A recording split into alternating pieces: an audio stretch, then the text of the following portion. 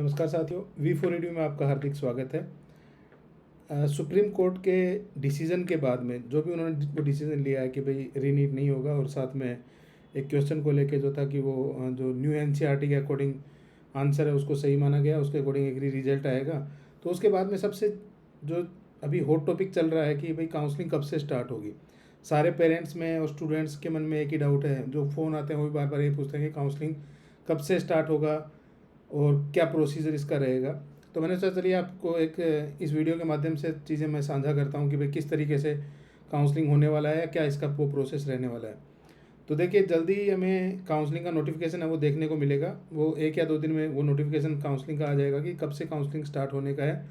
और notification start होने के साथ ही सबसे पहले जो PWD कैंडिडेट हैं उनके लिए जो कॉलेजेस अलॉटेड होती हैं वहाँ उनको उनका जो डॉक्यूमेंट है वो वेरीफाई होना होता है। तो सबसे पहले जो उनको एक टाइमलाइन दी जाएगी कि सबसे पहले अपना जो सर्टिफिकेट है वो वेरीफाई करवा लें, वहाँ जाके अपना जो काउंसलिंग वाला जो जो काउंसलिंग जो बॉडी में जो रिक्वायर्ड है वो जो सर्टिफिकेट वो रिक्वायर्ड है वहाँ से अपना जाके तैयार करवा लें, क्योंकि सर्टिफाई वो पर्टिकुलर मेडिकल कॉलेजेस उन्होंने असाइन किए हैं, उन्हीं के थ्रू ही जो सर्टिफिकेट होगा वो वैलिड होगा।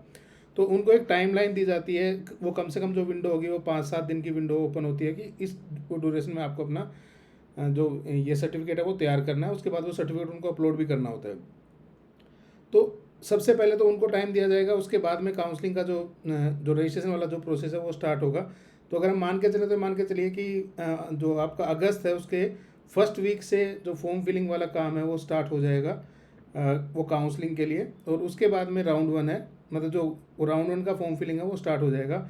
राउंड 1 मैं बात कर रहा हूँ अभी ऑल इंडिया काउंसलिंग की। तो ऑल इंडिया काउंसलिंग का जो राउंड 1 चलेगा उसके साथ साथ ही जो स्टेट हैं वो उनके नोटिफिकेशन आने स्टार्ट हो जाएंगे और स्टेट्स के राउंड भी अपने स्टार्ट हो जाएंगे। तो यहाँ समझने की ज़रूरत इस बात की है कि ऑल इंडिया की जो काउंसलिंग है वो किस तरह से होगा और स्टेट का वो किस तरह के होगा, स्टूडेंट्स को कहाँ कहाँ अप्लाई करना चाहिए, कहाँ वो अप्लाई कर सकते हैं। तो आइए इस छोटे से वीडियो से हम जानने की कोशिश करते हैं कि काउंसलिंग का प्रोसीजर कैसा रहने वाला है। तो सबसे पहले हम बात करते हैं ऑल इंडिया काउंसलिंग की, लेकिन उससे भी पहले ज़रूरी है कि स्टूडेंट को अपने डॉक्यूमेंट्स हैं वो एक जगह पे अपने ऑर्गेनाइज हैं वो कर लेने चाहिए।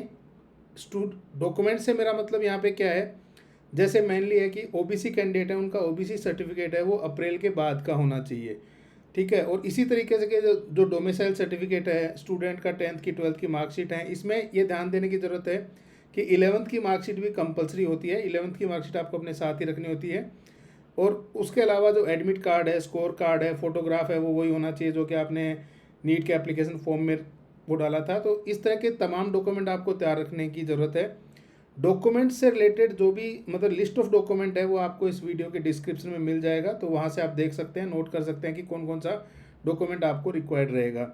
ये डॉक्यूमेंट की बात हुई, आपका डॉक्यूमेंट आपके पास तैयार है तो उसके बाद में आप किसी भी स्टेट की काउंसलिंग के लिए एलिजिबल हैं, वहाँ पे आप उसमें अप्लाई कर सकते हैं। डिपेंड करता है कि आप कौन से स्टेट से बिलोंग करते हैं।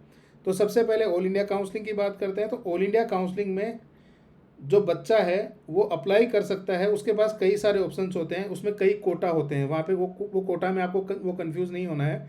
जैसे अप्लाई करेंगे तो कई कोटा जो आपके सामने आएंगे कि ऑल इंडिया कोटा है, ओपन सीट कोटा है और ईएसआई कोटा है, ठीक है। इस तरह के तमाम कोटा, जैसे ये माइनॉरिटी कोटा है, जैन माइनॉरिटी कोटा है, तो इस तरह के तमाम कोटा आपके सामने आएंगे। तो आपको ये सिलेक्ट करना है कि आपको कहाँ अप्लाई करना है। मान लीजिए आपको सपोज कीजिए आपको एम्स में अप्लाई करना है, ठीक है, तो आपको ओपन जो कोटा है वो सेलेक्ट करना है। उसके वहाँ पे सारी जो कैटेगरी आपको वो मिल जाएंगी, वो कैटेगरी के अकॉर्डिंग आपको अपना जो चॉइसेस हैं वो फिलिंग करनी है।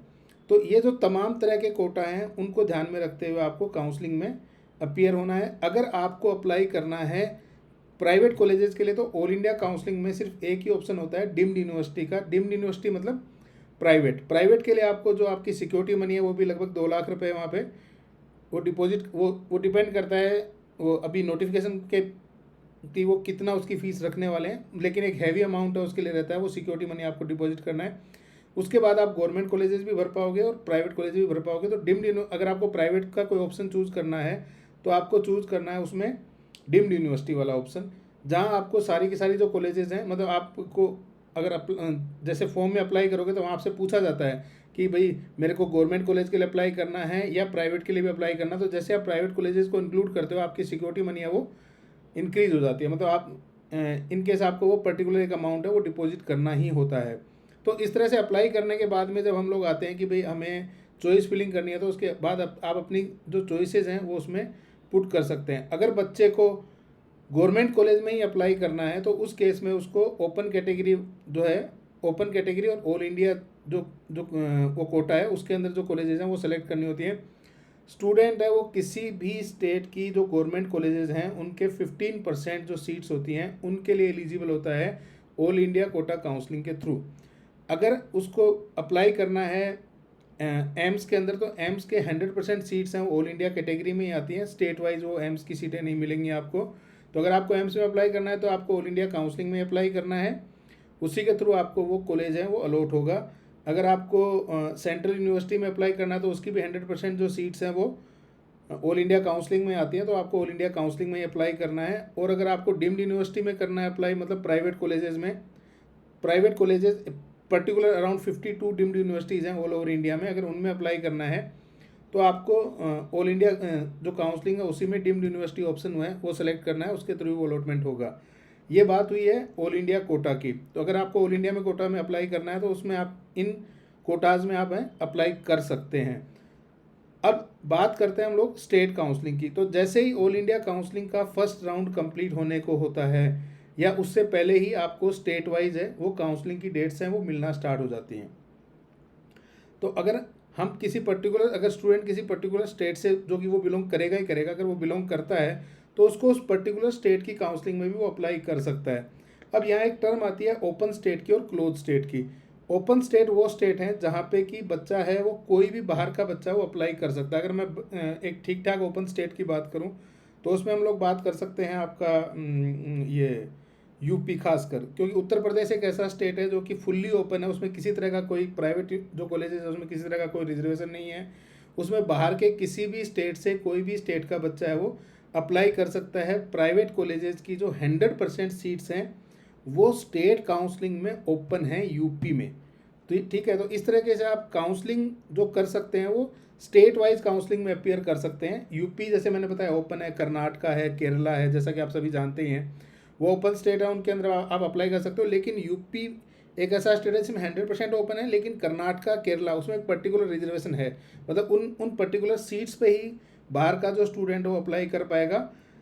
सारी 100% सीट पे वहाँ का प्राइवेट कॉलेजेस की मैं बात कर रहा हूँ, उनकी 100% सीट पे बाहर का बच्चा अप्लाई नहीं कर पाएगा। सिर्फ पर्टिकुलर कुछ कॉलेजेस हैं, कुछ परसेंटेज है सीट्स का, उनके ऊपर ही वो अप्लाई कर सकता है। अगर मैं क्लोज स्टेट की बात करूं तो हम लोग बात कर सकते हैं जैसे पंजाब है। पंजाब में कोई एक या दो सीट है जिनके ऊपर की बाहर के कैंडिडेट हैं वो एलिजिबल हैं, उसकी मेरिट भी बहुत हायर एंड पे रहती है। और जैसे आपका वो गुजरात है, महाराष्ट्र है, अगर वहाँ आपको एडमिशन लेना है तो आपके पास सिर्फ एक ही ऑप्शन है, आपको जाना पड़ेगा ऑल इंडिया काउंसलिंग के थ्रू आप उसकी डीम्ड यूनिवर्सिटीज़ में एडमिशन ले सकते हैं। अदरवाइज़ वो स्टेट है वो पूरी तरह से क्लोज हैं, उनमें बाहर का कोई भी स्टूडेंट है वो एडमिशन अगर लेना चाहता है तो वो नहीं ले पाएगा, उसके पास कोई ऑप्शन नहीं है, चाहे वो गवर्नमेंट कॉलेज हो चाहे प्राइवेट कॉलेज हो। भाई गवर्नमेंट कॉलेज में अगर आपको अदर स्टेट में एडमिशन लेना है तो आपके पास सिर्फ ऑल इंडिया काउंसलिंग ही ऑप्शन बचता है, सिर्फ 15% सीटों पर ही जा सकते हो, बाकी तो बच्चे सारे स्टेट के ही आने हैं। तो इस तरीके से आपको जो काउंसलिंग वाला पार्ट है उसमें ये डिसाइड करना होता है कि आपको कौन कौन से स्टेट्स में अप्लाई करना है। देखिए बहुत से पेरेंट्स हैं, बच्चे हैं, वो सोचते हैं कि हम 4 स्टेट में देखेंगे कि हमारा नंबर आता है नहीं आता है, तो आप अप्लाई कर सकते हो, करने में कोई इश्यू आपको नहीं आएगा। लेकिन प्रॉब्लम कहाँ आएगी, जब रिपोर्टिंग का टाइम आएगा, जब कॉलेज अलॉटमेंट का टाइम आएगा, क्योंकि ऑल इंडिया काउंसलिंग का राउंड है वो तो पहले कंप्लीट हो जाता है और स्टेट काउंसलिंग्स हैं वो सारे के सारे एक साथ ही ओपन होते हैं लगभग, मतलब 1-2 दिन के गैप में या फिर लगभग एक साथ ही उनकी डेट शीट आती है कि भाई आज वो रिपोर्टिंग है, आज अलॉटमेंट डे है, आज रिजल्ट डे है। तो उस केस में आप इनिशियल राउंड पे तो आप हो सकता है कि सक्सेसफुली उसको इम्प्लीमेंट कर लो, लेकिन सेकंड राउंड में आपको उलझना होगा ही होगा, क्योंकि सारी जो डेट्स हैं वो क्लेश करेंगी। तो एक जो समझदार डिसीजन है वो ये है कि आप सिर्फ पहले से डिसाइड करें अपनी रैंक के अकॉर्डिंग, अपने मार्क्स के अकॉर्डिंग कि मुझे कौन से स्टेट में है वो सीट मिल सकती है और मेरे को कौन कौन से स्टेट में ही अप्लाई करना चाहिए। तो मेरी राय ये रहती है कि मैक्सिमम आप 3 स्टेट में अप्लाई करें और साथ के साथ एक ऑल इंडिया काउंसलिंग में अप्लाई करें अगर आपको अप्लाई करना है तो, क्योंकि इसमें एक दूसरा रीज़न और भी होता है। अगर ठीक है वो गवर्नमेंट वाले केस में तो आपके पास ऑप्शन एक ही बचता है कि आपको ऑल इंडिया काउंसलिंग में अप्लाई करना है और खुद के स्टेट में अप्लाई करना है। अगर आपको सिर्फ गवर्नमेंट कॉलेज ही चाहिए तो उसके अलावा कोई आपके पास ऑप्शन ही नहीं है। अगर आपको प्राइवेट कॉलेज में अप्लाई करना है तो उस केस में आपके पास, स्टूडेंट के पास ऑप्शन रहता है कि मैं कहाँ कहाँ जा सकता हूँ। लेकिन जहाँ मैं प्राइवेट कॉलेज की बात करता हूँ वहाँ क्या होगा, हर स्टेट की सिक्योरिटी मनी भी लगभग 1 या 2 लाख के आसपास पड़ती है। कर्नाटका, केरला छोड़ दीजिए आप, ठीक है। उसके अलावा बाकी स्टेट्स में अगर आप अप्लाई करना चाहेंगे तो आपकी जो सिक्योरिटी मनी है आपको लगभग ये अमाउंट आपको पे करनी रहेगी। तो एक तो हर स्टेट में आपका इतना इतना अमाउंट है वो उलझेगा, और जो ये रिफंड होके अमाउंट आता भी है तो उसमें लगभग मिनिमम मैं मानता हूँ कि 4 या 5 महीने, उसमें 4, 5, 6 महीने तक इसमें लग जाते हैं। तो उस केस में आपकी जो जो पेमेंट है वो काफ़ी टाइम तक वहाँ पे होल्ड रहेगी। तो अगर आपको काउंसलिंग में अपियर करना है तो आपको सबसे पहले ये डिसाइड करना है अपने मार्क्स के बेस पे कि मेरे को कौन कौन से स्टेट्स हैं उनमें जाना चाहिए, कौन कौन सी काउंसलिंग्स में अपियर करना चाहिए, और कहाँ कहाँ मैं एलिजिबल बैठता हूँ, कहाँ कहाँ मेरा एडमिशन होने के चांसेस हैं। तो आपको वो सबसे पहले इन चीज़ों को सेग्रीगेट करना ही पड़ेगा। देखिए, अगर मैं इसमें एक ऊपरी लेवल पे आपको जानकारी दूं, तो अगर आपके मार्क्स बन रहे हैं 580 प्लस, या मैं कहूँ कि 600 प्लस आपके मार्क्स बन रहे हैं, तो उस केस में आपको कर्नाटका और केरला, क्योंकि भाई पेरेंट्स, एज ए पेरेंट्स हम लोगों का ये रहता है कि कम से कम मिनिमम बजट में हमारा कहाँ पे एमबीबीएस हो पाएगा। तो उस केस में हम लोग क्या करते हैं कि सबसे पहले ये चूज़ करते हैं कि कहाँ हमारा फीस स्ट्रक्चर है वो सबसे लोवेस्ट है। तो देखिए, केरला है, नो डाउट है। प्राइवेट में अभी मैं यहाँ पे हाल फिलहाल प्राइवेट की बात कर रहा हूँ क्योंकि वो गवर्नमेंट का तो एक फिक्स स्ट्रक्चर है, फीस स्ट्रक्चर, लेकिन वो प्राइवेट में जो फीस स्ट्रक्चर है वो जगह जगह के हिसाब से वेरी करता है। तो केरला का सबसे कम है। उधर मैं बात करूँ छत्तीसगढ़, तो केरला के बाद में छत्तीसगढ़ का नंबर आता है, फिर आता है कर्नाटका का नंबर आता है। तो पेरेंट्स की सबसे फर्स्ट प्रायोरिटी कहाँ रहती है, लगभग इन स्टेट्स की तरफ ही जाती है कि या तो केरला हो जाए, सबसे फर्स्ट प्रायोरिटी केरला होना चाहिए। उसके बाद बोलते हैं भाई छत्तीसगढ़ हो जाए तो अच्छा है क्योंकि फीस स्ट्रक्चर थोड़ा डाउन रहेगा। उसके बाद नेक्स्ट में आता है कि भाई हमारा अगर प्राइवेट में लेना है तो ये यहाँ पर आपका वो कर्नाटका हो जाए। तो उस केस में क्या होता है कि स्टूडेंट जो है वो इन तीनों जगह पे अप्लाई करने की कोशिश करता है। तो मैंने कई बार देखा है कि एक जो लोअर मार्क्स का स्टूडेंट है वो भी क्या करता है कि केरला में फॉर्म अप्लाई कर रहा है, कर्नाटका कर रहा है, छत्तीसगढ़ कर रहा है। वहाँ पे भाई वो कर्नाटका केरला में तो कोई इशू नहीं है, लेकिन बाकी जगह पे आपको जो जो सिक्योरिटी मनी है वो थोड़ा सा उसका इशू रहता है। तो और उसके बाद में आता है यूपी का नंबर। तो अगर हम लोग पहले हमारे मार्क्स के हिसाब से ये डिसाइड कर लें कि हमें कहाँ और किस बजट के अंदर एक कॉलेज चाहिए है, और हमारा जो क्या मार्क्स है वो उस बजट के अकॉर्डिंग भी है। जैसे बहुत से जो बच्चे आते हैं बोलते हैं कि सर बजट तो हमारा 40 लाख है, लेकिन अभी उसमें वो करना है, लेकिन मार्क्स आ रहे हैं हमारे वो लगभग वो 300 के आसपास ही हैं। तो उस केस में क्या चीज़ें जो हैं वो थोड़ी सी कॉम्प्लिकेटेड हो जाती हैं। तो आपको पहले से ये डिसाइड रखना पड़ेगा कि लगभग कौन से मार्क्स पे मेरे को कौन सा स्टेट है वो मिलने के चांसेस हैं। तो सबसे पहले ये डिसाइड करते हुए ही आगे बढ़ना चाहिए स्टूडेंट को। और जहाँ तक ये मैं मार्क्स की बात अगर मैं करूँ, तो आप ये मान के चलिए कि जैसे अभी बहुत से लोग हैं जिनके वो कम नंबर हैं, वो सोच रहे हैं कि यूपी हमारा एक ऑप्शन हो सकता है। और क्योंकि यूपी ओपन है तो सारा जो ऑल ओवर इंडिया है वो वहीं पे अप्लाई करने में वो लगा हुआ कि भाई अगर मार्क्स कम है, बजट भी कम है, तो हम लोग यूपी चलते हैं।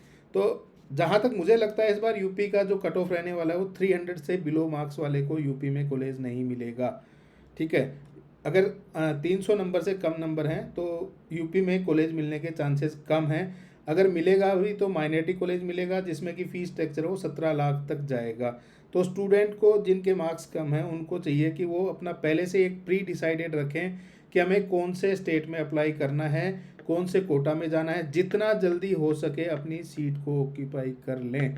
उसके बाद आपको जो रिसर्च करनी है आप करें कि हम कहाँ जा सकते हैं, कहाँ हमें इससे बेटर ऑप्शन मिल सकता है। पर मेरी राय है कि फर्स्ट राउंड में जितना जल्दी हो सके अपनी सीट को ऑक्यूपाई करके अपने पास रखें।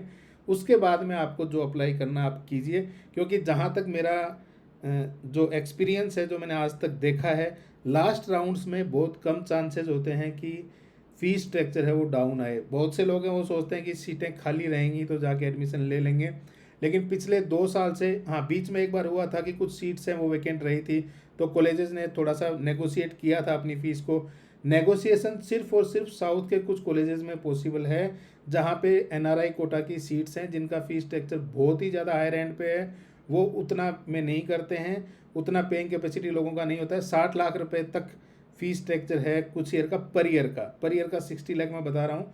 तो उस केस में कुछ नेगोशिएशन होता है, लेकिन वो नेगोशिएशन भी इतना नहीं होता कि वो उनका पैकेज ही घट के 60 लाख हो जाए, वैसा नहीं होगा। पूरा की पूरे 5 साल को वो 60 लाख में करवा देंगे, उतना नहीं होता है। वो भी एक एक्सटेंट तक ही जाता है, उससे नीचे नहीं जाएगा। और सीट्स हैं वो वैकेंट नहीं बचती हैं। इस बार तो कतई चांसेस नहीं है कि कुछ सीटें वैकेंट निकल के आएँ। तो पेरेंट्स को और बच्चों को चाहिए कि अपनी जो सीट्स हैं वो पहले ही सिक्योर कर लें कि हमें कहाँ एडमिशन लेना है, किस कॉलेज में एडमिशन लेना है, कहाँ हमारा एडमिशन हो सकता है। इन सब चीज़ों को पहले से डिसाइड करके रख लें। देखिए, इस वीडियो के डिस्क्रिप्शन में मैं आपको जो स्टेट वाइज जो काउंसलिंग की वेबसाइट्स हैं उनके लिंक मैं आपको दे रहा हूँ, और आपको जो हमारे टेलीग्राम चैनल पे जो ऑल इंडिया के कट ऑफ्स हैं वो आपको मिल जाएंगे। तो टेलीग्राम चैनल का लिंक मैं आपको इस वीडियो के डिस्क्रिप्शन में दे रहा हूँ, वहाँ जाके आप इन चीज़ों को चेक कर सकते हैं। सारी चीज़ें हैं वो लास्ट ईयर से जो काउंसलिंग की वेबसाइट्स हैं उनसे ही ली गई हैं, तो वो परफेक्ट हैं। उनमें ऐसा नहीं है कि किसी भी तरह का कोई भी मैनिपुलेशन किया गया है। तो सारी चीज़ें हैं वो आपको एक्यूरेट ही मिलेंगी। तो वहाँ जाके आप अपना एक डिसीज़न है वो खुद से बना सकते हैं कि आपको कहाँ अप्लाई करना है और कहाँ पे आपको अवॉइड करना है अप्लाई करने से।